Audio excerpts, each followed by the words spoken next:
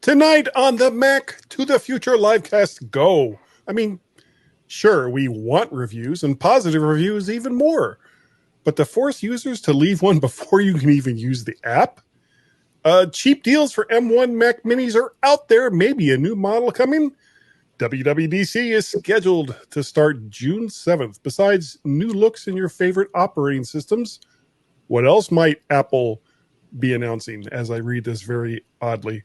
There are reports that there is an unfixable flaw in the M1 processor, but that it doesn't really matter to anyone except alarmist tech blogs. All of that tonight and more on the Mac to the Future Livecast. Go.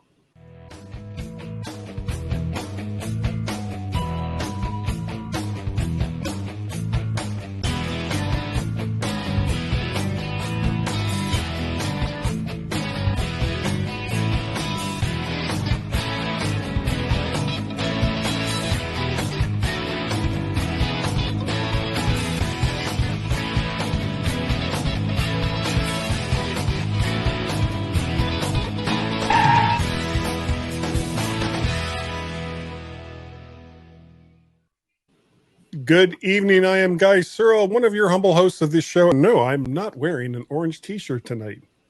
What's wrong with me? There's got to be something seriously wrong with me. And to comment on just how wrong there is of me is Mr. David Ginsburg. Wow. Holy crap. I did wear a bright shirt, so I think we're good. I made up for it. Yeah, okay. So, there'll be something that you can cover your eyes with as you go blind. Yeah. How are you doing tonight, Dave? Doing well. Got my new iPad Pro 11-inch. Exciting. And might not be talking about tonight, but we'll be talking a lot about it tomorrow on the In Touch with iOS. So, isn't that at 8 o'clock Eastern Standard Time right here on Facebook? Wow. Well, on YouTube, and then we share it on Facebook, yes. It's like I'm psychic or something. Speaking of psychic, and I don't even know why I said that, we also have Mr. Warren Sklar. Yay! Hello there, Warren. Are you psychic? Hey, no, I'm psychotic. Okay. What am I not thinking about right now? Your microphones. That's what I already said he has a disease. By the way, was it just me, or did I not hear the music during your little intro? When you talking about? I heard it. When you played the... Did you? I didn't hear it. Yeah, I heard the theme song. As far as I know, it was there. I heard it. Okay. That was nothing for me. And I thought it was me, but then you came on the air and it came up. So I heard it. So I don't know. Well, that's odd. It's all good. That is okay. Odd. Well, we got some stuff to talk about tonight. Some stuff. I found. I don't even remember where I found this story, but I thought it was kind of weird. App developer and anti-scam advocate. As if are there people that are actually like advocating for scams that will admit to it? I don't know. And I don't even know if I'm going to get his name right. Costa Aleph Hero, I think. Close enough. Close enough. Spotted an app called UPnP Extreme that not only would not let itself be used without leaving a review, but the real hubris was it had to be a positive review between 3 and 5 stars. The app, which is supposed to let users stream video to their TV sets, has since been removed, big surprise, from the App Store. The developer apparently used an easy bypass to get around Apple's rule that you can't force users to review an app. And on that note, I'd like to say that you won't be able to watch this show unless you first do a positive app review over on YouTube. Yeah. Mm-hmm. Yep. So any comments? There was music. Okay, so they all heard it. It was you, Warren. I'm deaf. Okay. All right. No, they'll fix it. I don't. Dave, go ahead. No, you guys are killing me tonight. They will fix it. I mean, it's you can't buy reviews. So let's face it. And we're not. And then unfortunately, you see that on Amazon all the time, where people are leaving bad reviews, and you have to wonder if you even trust them. But I don't something like think this, Amazon cares. yeah, and Amazon probably doesn't care. But something like this, I think, is a little crazy, and you can't force anybody to do a review. If anything, you can force people to give bad reviews, and then you probably don't want those. So glad they caught it. That's probably why they made it so it had to be between.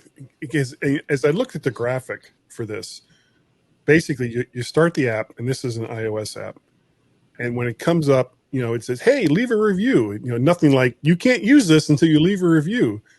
But apparently that box won't go away, and there's 5 stars there. They're all blank, but you have to hit between 3 and 5 to make the dialogue box go away. So, I have to. It was a free app, I think. So I mean, I think if it was a paid app, it would be a lot different. Yeah. But if it's a free app, it's an easy fix. Swipe out twice. Well, Apple solved it. No, I would solve it just by deleting the app. Yeah. Get rid of the app, and that's your fix. I mean, games and some other apps, once in a while, will come up with a little message saying enjoying the app, and if you say yes or no, would you like to leave a review? So there's things like that happen, which I actually find annoying too, because I don't know, but I don't mind them asking for reviews. But if it's tied to continuing to play the game or to get special bonus whatever's for the game, I find that to be pretty. Oh, no, you can't solicit. That's the whole thing. You can't solicit. Well, that's not exactly solicitation, because they're basically saying, well, you can keep playing it if you want, but if you want to get this special doodad, or if you want to make it easier to get from point A to point B, then you'll do a review. No, that's solicitation. That's exactly what solicitation is. They're soliciting, something for something. So if they're going to give you something for a review, especially a good one, then they're selling you. They want to sell you the review. Well, that puts the MyMac Woodies in a whole new light. That's if you don't know what Woodies are, you need to listen to the MyMac.com. You give Woodies even to other. You give Woodies not just to good reviews, but to other people too. But yeah. You leave a comment, you make a phone call, you do basically anything. I have one in relation to the show, and it changed your life, didn't it? It's so much so that I don't even know where it is. So. Yeah. See, exactly. Yep. Okay, next up, lots of deals appearing for some deep discounts, $100 or more in some cases, of M1 Mac Minis. Could this mean that there's a new model on the way? And what might be changed in this new model? And we'll start with you, Warren. Yeah, well, there's always going to be something new. The rumor is it's going to be a M1X, up to 64 gigabytes of RAM, more ports. The rumor that just came out was it's going to have a couple of USB-A ports. Another rumor says it's going to have the same MagSafe charger system that the iMac just got, and which people are kind of saying, like, why do you need a MagSafe adapter on a desktop? Which desktop, yeah. But I mean, you never know. Somebody could pull a plug out. What else did they say? He said it's going to have like some kind of like glassy top to it. It's going to be thinner. Yeah, maybe colors too. Yeah, he said it could be colored. Yeah, what do you think? This is Prosser saying that. So I mean, John Prosser. Yeah. So what's his? What's his track record like? He's pretty good. Okay, well, what do you think, Dave? Well, they also think another thing he says this is expected to replace the higher end space gray Intel Mac Mini. I thought that was already replaced, but apparently not. But it's so they're saying on the M1 Mac Mini now will stick around as the entry level machine, which is great. And I'm excited. For. Yeah, and I'm excited to see this because the Mac Mini, if we do recall, many years was ignored. I think the 2014 model stayed out for what, 4 or 5 years before anything was changed. So now they're getting now they're realizing that the Mac Mini is a good entry level, getting some love and get some love. We all, well, at least you and I, Guy, own one, and I really like it. I think it's a good machine. And then being able to have 64 gigs of RAM, that's interesting because they all were, they maxed out the current M1s to only 16. So this could be a little more of a power machine. Then you don't have to jump into an iMac or a Mac Pro for that matter. If they make a significant change, I mean, I just got this M1 Mac Mini. Yeah, so did I. But if they come out with a machine that's got some more Thunderbolt 4 ports and just generally some more useful ports in general, I wonder if they'll even do what they did with the iMac power supply, where they included an Ethernet port with it. Frankly, I would like to see that with as long as they can do it without our interference. It might not do that because according to these rumored pictures here, there's already an Ethernet port built into the Mac Mini, so they probably won't do that. They had to do it on the iMac on the power brick because I think it was too thin. Yeah, so on a Mac Mini, there's enough room. However, there's stuff in there. Here's a crazy idea: don't make the iMac so thin. Well, that's what Apple likes to do: make things thin. I think it's beautiful. I mean, according to this picture, looks pretty cool. Well, no, he said the iMac. The iMac. Oh yeah, I think that is cool. Well, it's a good looking computer, but it doesn't need to be thin. It just doesn't. I said it last year. I think, and I don't know who I said it to, but I said the new design of the iMac is going to look like an iPad on a stand. And I remember saying that, and that's exactly what it was. And yeah, that's not far from it. Yeah, so it's but with different colors. Yeah, I saw it in person over the weekend. I went to a store and saw it. Yeah, so did I. And it was they're great looking. I mean, I would if I didn't already have 4 M1s, I would get that one. 400 mics. I have 3 right now. I have 3 M1 devices. I have the Pad, the Mini, and the Air. I'm all M1'd out.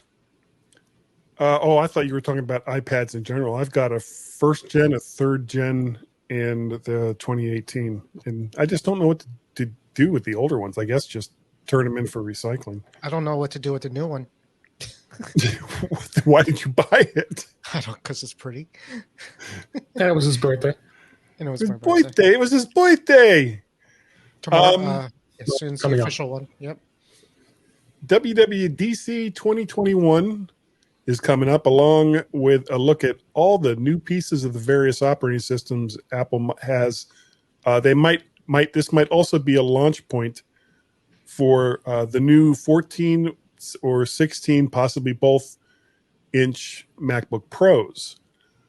Speculations on these laptops showing up at what is supposed to be a developer conference is also filled with guesses about whether or not Apple will release a new version of the M series processor.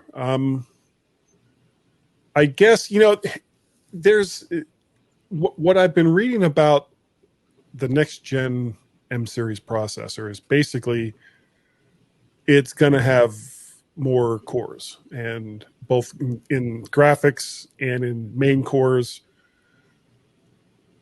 And that's about the extent of it. I mean, what else can you really do? You can add some RAM to it, but frankly, at this stage of the game for development of this chip, it doesn't really need more than the 16 it already has. Has anyone out there anywhere run into a problem with an M1 Mac of any type that was restricted by RAM? I haven't read anything about the problem. Developers code to the current market of performance.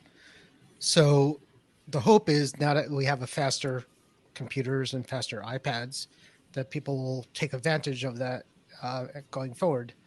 And I'm like surprised that developers aren't going crazy right now, coming up with great apps and games for the M1 iPad at this point, because I think could probably beast anything at this point. So, but well, do you think the issue could be nobody's really sure what to do because I mean this thing doesn't have none of the M series Macs has a name brand GPU in it. It's graphics cores that are built into the processor. So it's not like they can sit there and say, well, let's use the ATI series of plugins in order to make graphics better, or NVIDIA, or whoever else is out there. It's just the M1 graphics cores. So they're is using there a developer metal. Is there a developer out there right now that's saying I would have done this, but I couldn't because it didn't have X amount of power or X amount of processor or whatever, or graphics? And if so, then hopefully they start doing things just like 5G when we talked about that. Mm-hmm. We didn't know why we wanted it, but we're hoping that there becomes it was faster. a use. Well, it's faster, but we're hoping there becomes a use that we don't know about yet. And that's the same with these new M1 machines and the M1X. Hopefully, there'll be something out there in the future that's going to take full advantage of the power of it. As of right now, for the things I do, I don't even come close to needing. Yeah, me either. I don't think anybody is just yet. I really. Adam is saying for graphics, memory bandwidth is more of a concern than capacity. So I guess and correct me if I'm wrong, Adam, that's basically saying that being able to push the pixels is more of a concern than capacity. I mean, it's going to come down to speed, right? If people are using this for, pro users or, editing Hollywood type movies on these things, then, the faster the better. I mean, even if it doesn't do anything different than turn 10 seconds into 5 seconds, that's going to be an advantage of all this stuff. But for most of us right now, it's so much more powerful than than the Intels that it was a big jump from Intel to here. Going forward, I don't think it's going to be as big as jumps. It's going to be smaller jumps going forward with the new M chips. Do you think that people might be a little jaded now that they've had the M1s for a while? They're kind of like, oh, sure, this is great, but what's coming up next? No, not for a while. Not until there's complaints about the current M1, and there hasn't been any.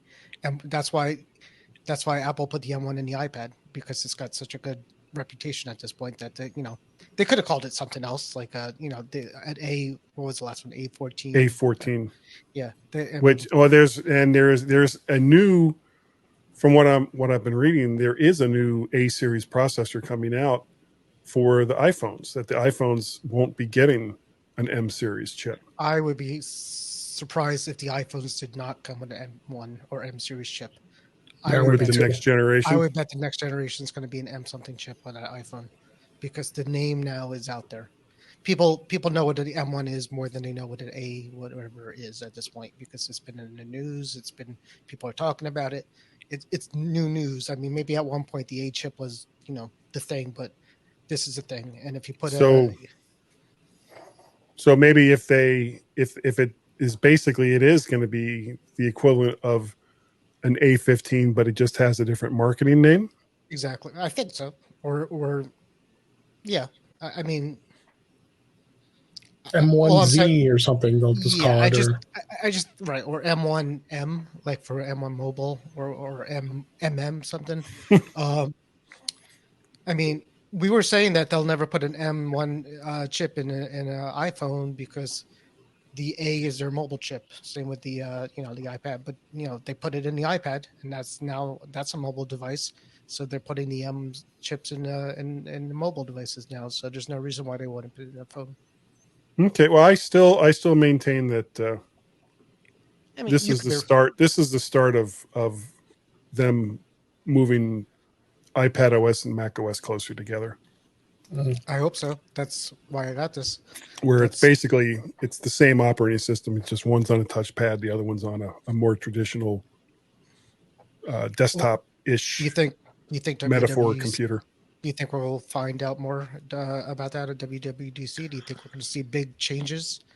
I don't know if they would do something like that this year, because they haven't. I think that their main focus right now, at least as far as the Mac goes, is to finish the transition from Intel to the M series chips, and whether these machines coming up are M1s or M1Xs or M2s or whatever it is they're going to call it, I think Apple, as quickly as they possibly can, want to transition all of the Macs away from Intel. I don't think we're going to see another Intel-based Mac that comes out. The question is, do you think next month we're going to see iPad OS closer to Mac OS?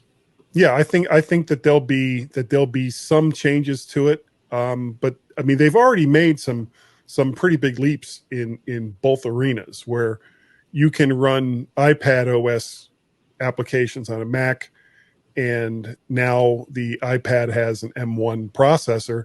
There's really not too much that's keeping it from being a mobile Mac other than the software. The operating system and the software that they both run just aren't ready for it yet. I have there's remote desktop software. I have something called Jump Desktop, which is basically you use it to remote into a computer and see it on the screen. And I've played with putting looking at my Mac from the iPad, and it's awesome. I mean, but again, what's really different than the new iMac compared to an iPad? The iMac is basically an iPad at this point. It's just on a stick, more or less, and the big difference is the operating system. That's what it's not the hardware. It's no longer that we have to adapt software to the hardware on these two machines because they're becoming the same thing. So at some point, it's going to be like, okay, well, we just need to make it so that each machine is running the same operating system. So at that point, would you just get rid of the iPad? There would be no. The iPad would still be there. That would be the touch-based version of the Mac OS. And I don't know, maybe they would include laptops in that as well. I don't think we'll see touchscreen desktops because I don't think that works well for anybody. They're not going to have two versions of the Mac OS, one with touch, one without. They won't do. No, it wouldn't be two versions. It would be like kind of like what Windows does now, or tried to do and just didn't do it that well. The big difference and the one thing that Microsoft did that was smart when they tried that a second time was they didn't wait for other companies to make the hardware for them. They just went ahead and said, okay, here's the Surface 3, and it's a touch-based computer that you can attach a mouse to and also have your more traditional desktop metaphor. So that was a smart move to make, and there's certainly no reason why Apple couldn't do the same thing. And the software doesn't care what the pointer is and whether it's your finger or it's a trackpad or a mouse or what have you. The software doesn't care. It just says, oh, okay, you want to open this menu right here, or you want to do this little thing right here, and how that pointer gets there, who cares? If the iMac becomes, if iPad OS becomes so much like Mac OS, then why do you want an iPad OS, or what do you want an iPad for? What would you need it for? It's a much smaller and lighter device than what I would currently use. They would have an iPad-sized Mac and call it iPad. They would have an iPad-sized. What they call it is irrelevant. There would still be something like an iPad. It would just be running a different operating system. Who cares what it's called? It doesn't matter. It would still be a touch-based pad that's running some version of something that looks remarkably like the Mac OS. And the Mac might not even be running the Mac OS anymore. If a tree falls in the wood, if a tree falls in the wood, is it still a tree? If an iPad runs Mac OS, is it still an iPad? It's always a tree. It's just a broken tree. Yeah. Right. Or sad tree. If an iPad runs Mac OS, is it an iPad anymore, or is it a Mac? That's my question. It's a computer. What's a computer? Exactly. Yeah, I hated that commercial, by the way. I really, really did. Yeah, what's a computer? Yeah, what's a computer? It's like, shut up. You know what a damn computer is. Adam says Tim Cook has hinted that he thinks the Mac is too insecure. There may be some infighting over whether any Apple OS will provide. I'm guessing that's what he means here. Will provide root access. Yep. This just like with the problem. Well, the problem is kind of what we've been talking about, where the Mac OS and iPad OS basically go away, and there is some other version, some other operating system that runs on both devices, and whether or not that device will have root access that other software can take advantage of. And frankly, I'm not sure how Apple could completely get away with that. I mean, we're already seeing a lot of cracks in the armor for things like carbon copy cloner and audio hijack and loopback, and so many of these applications that don't necessarily just work as a standalone application like what you see with most iPads, but has their roots into other applications and other pieces of the hardware in order to do the magic that it is that they need to do.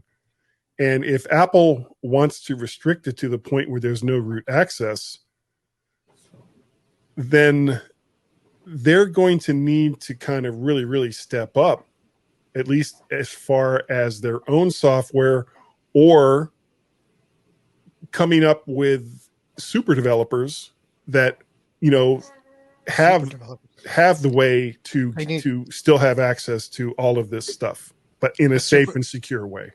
A super developer would need a pro machine. Pro cubed. Pro cube. Yeah. All right. Next story. Let's go through some of these. There will be one more Mac Pro refresh with Intel. I don't believe it. I don't think that there will be. I agree with that because of the Xeon processor and the cores. Yep. I don't think that they will. I don't think. Pro, we'll see. will. We'll see. We'll see what they say. Next question is power connection. Will Warren have one of the new 14 or 16? I don't think there's any question about that. Do our SOC. We are the Apple. Guy reads the comments and just stops listening to his own show. No. I just because I appreciate when people comment. Otherwise, big screen iMacs are next for M1X per performance chipset. Yeah, I think so. NSE events disagree. Well, I can't help that. Apple doesn't like that audio hijack works for you. Well, I know what I have to say about that. No, I don't care. But we're going to move on to the next story. Good. Conference call company Zoom, there's a triple C for you, will work with Apple's new center stage technology meant to keep speakers and other participants always on screen and centered. It apparently won't be a global setting within Zoom, but will need to be activated once the call is started. Now, this kind of fits right into what we were just talking about, where a developer is going to use advanced Apple tools that maybe Apple is okay with, or maybe Apple provided, or maybe not. I mean, if Zoom can do it, why can't Skype? I'm sure they also do it. I'm sure just because Microsoft doesn't want to do it. They want to have their own tools, I guess, maybe. Teams. I'm sure Apple must have had an API for developers to allow this to happen. Otherwise, this wouldn't be happening. So, or they gave access to Zoom for more ingrained functions than they gave to other companies. So far, I'm sure it just came out. Yeah. What about StreamYard? No, I'm not aware of them doing anything like that for StreamYard. Well, the difference between StreamYard and Melon and so many of these other services, is that people are using to do things like this with screencasting, is that these are almost all web-based. The ones that work on a consistent basis, and I don't want to talk about other companies that have had issues along these lines. The reason why most of these work as compared to those other solutions is that these are web-based. So all of the processing and everything else is being taken care of for you at the server end, not on your computer end. So they're coding. The fans on my MacBook Pro 16-inch disagrees with that statement. Okay, well that's an Intel based. On my 15-inch 2019 MacBook Pro, it's the same. I hear it. And it's not just StreamYard or whatever you're using before. Have you tried it with an M series Mac? Oh, I know it's coming. Right now, it's fine. Yeah, I don't have an Intel anymore. But it's very processor intensive, and it's not just StreamYard or whatever you're using before. Zoom, Skype, there's memes out there about how much processor power that my computer my Intel's never had the fan running, only video conferencing. So for some reason, video conferencing is crazy. Dave, have you used the center stage thing? Have you tried it? I haven't tried it yet. Yeah, we should be a topic, a demo. We try it tomorrow. Then we should definitely try it out. Well, we won't be doing it tonight. No. Well, we might be. Why don't you read more of the comments and Dave and I will practice it. Yeah. I'd rather spend more time using this. What mic is that? This is the AKG D5.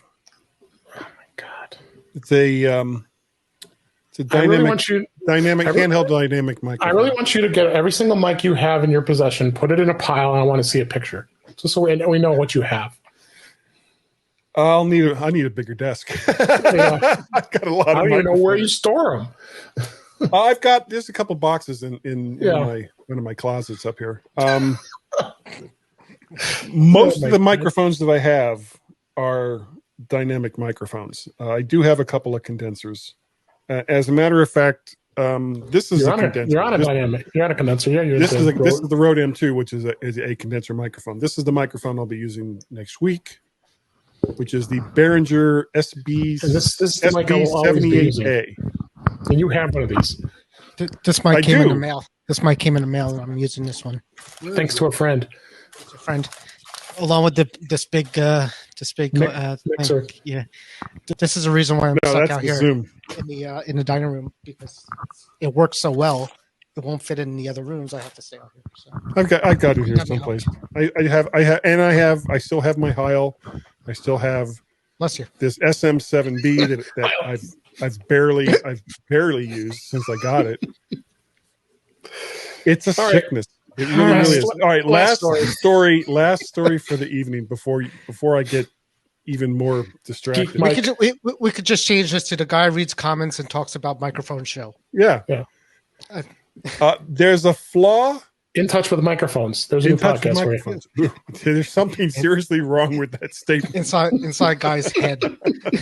No, nobody wants that. Nobody wants that. There's a flaw in the M1 that can't be fixed through software or firmware, but other than people trying to make headlines, seems to have no way to actually exploit it or use it to harm end users.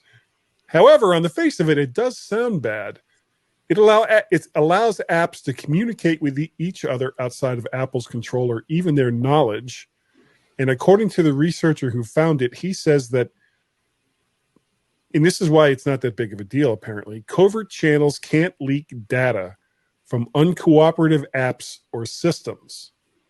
Covert channels are completely useless unless your system is already compromised. So basically what this means is, if there was an app that was trying to use this to gather information from another app, say like 1Password or something like that, it couldn't do it because 1Password would basically look at it and go, what do you want from me? No, you can't have Jack. Get out of here. And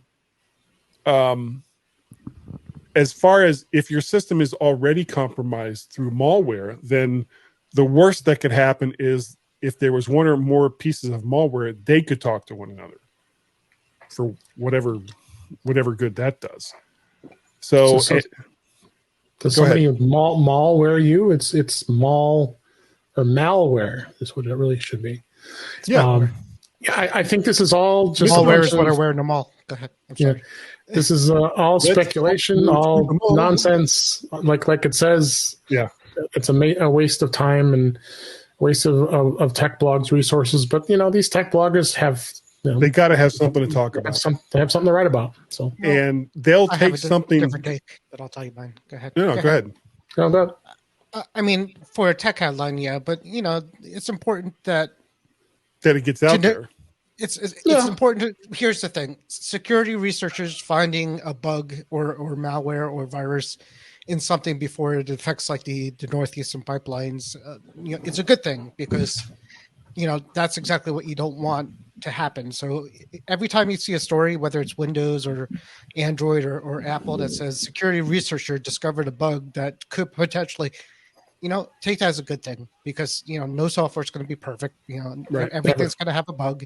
Everything's going to have a security hole. It's never going to be perfect. And, smart people are out there, figuring this. Well, except my live casts. My live casts are perfect. It has this is a big virus, is what it is. That's right. This week in microphone viruses. That's right. Serle, oh my! Don't even kid. Don't even kid about that. The Serle.mic virus variant B is what. So Adam Winnicor also says it's part of a hypervisor subset. It will not work within a VM. I have no idea what that means. He was talking about. Well, he's talking about the thing we were just talking about, the flaw. Oh, okay. Yeah. This will not be the hardware flaw. Right. Yeah. Yeah. There's ones in the Intel chipset that couldn't fix either, so it happens. Yeah. And he says here, while it alone is not a security problem, it could combine with another currently unknown flaw. Well, sure. The point is, what is that? I mean, until it happens, we don't know. The point is, Apple learns by doing, and Apple learns by their mistakes, and everybody does. And this is good. This is a good thing. All right. Well, that is all I have for this evening, unless either one of you have something. Plenty. Are you good? All right. Sure. Mr. Ginsburg, how can people get a hold of you? You can get a hold of me at In Touch with iOS at intouchwithios.com. Thank you, Guy, for being on the show last week. I had a lot of good positive comments. Everybody enjoyed the show. In spite of me. In spite of you, but with you as well. And then you go to intouchwithios.com. Warren will be back. He's back from Vegas, baby. And Jeff Gammett will be back on the show. And you also can find me on the Mac Show on Fridays on the British Tech Network most of the time. And Mac Voices Live on Tuesday nights on YouTube with Chuck Joyner and crew. And we missed you guys. And you can find me on Twitter at DaveG65. Thank you. Okay, Warren. You won't find me in Vegas because I'm not there. Well, you were there. All my money was there. It's still there. But yeah, I'll be on the show tomorrow. We missed last week. I'm happy to be back. I see we have a Mr. Gammett lined up again, possibly, which is fun. And he may or may not be wearing pants. And he may scream underpants a few times during the recording. Twice. So you could do that. Obviously, you're watching me now, or a few of you, or one of you might be. So I'm on this show, and then that's once in a while. If the wife is sleeping and I have nothing else to do, I'll go on Chuck's show. He did say in the chat that you could come in and out whenever you want. So I'm a little bit more, I'm kind of joy because sometimes the marathons. This is a serious thing, but 8:00 is just Eastern time. Is just bad time to start a podcast on Wednesday or Tuesday. But if I could come in a little bit later, it would be different. So maybe I'll do that. Well, he's brought other people in later before. Yep. Yeah. Like Schmitz came late. Yeah. Yep. Okay. If you'd like to get a hold of me, my email address is guy@mymac.com. Twitter address is MacPettit and or VertShark. VertShark.com is the website. VertShark over there on the tubes of you to see all of the audios or all of the videos that may or may not be coming your way. What else? There's, of course, the Chuck's Mac Voices show on Tuesday nights at 8 p.m. I'm usually there most Tuesday nights. I wasn't there last night. As well as the MyMac.com podcast. We are coming up on I think we're almost up to, we just hit show 850. And 885 will be our 600th show. So in about 30 shows or so. we'll have done our 600th show together. I'm so old. Thank you all so very, very much. We really appreciate the fact that you have come here tonight to join the madness. And hopefully, number one, make sure you go over and watch In Touch with iOS tomorrow night. You guys are doing that live, right? Yes. As well as showing it later for after it's recorded. So make sure you catch that. Catch Chuck's show, Mac Voices, on Tuesday nights at 8 p.m. Eastern Standard Time. And of course, us, 8 p.m. on Wednesday nights, right here on the Mac to the Future live group on YouTube over in Vert Shark, and of course, my own personal Facebook page.